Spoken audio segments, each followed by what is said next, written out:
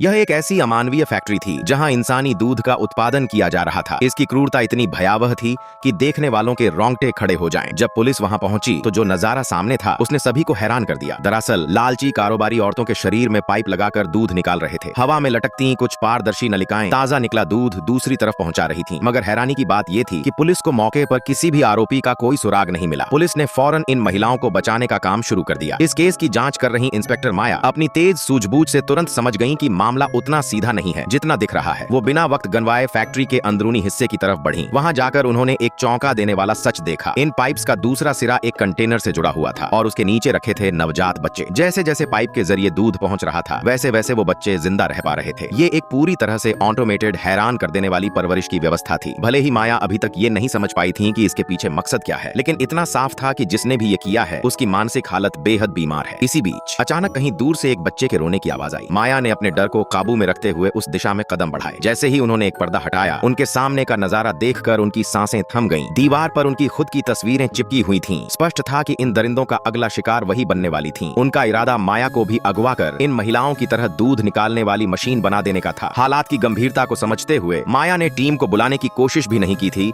कि तभी एक तेज धार वाली चाकू चुपके से उनकी गर्दन की तरफ बढ़ने लगा। माया के दिमाग में उसी वक्त एक फ्लैशबैक आया। कैसे उन्होंने सालों तक महिलाओं को तस्करी से बचाया था। शायद यही वजह थी कि अब ये तस्कर उनके पीछे पड़ गए थे। मगर माया कोई आसान शिकार नहीं थी। उन्होंने पल भर में ही पलटवार किया। कमर से पिस्टल निकालते हुए उन्होंने निशाना साधा और गोलियां तस्कर के सीने में उतार दी। और यही अंजाम होता है ऐसे दरिंदों का जो औरतों की जिंदगी का है।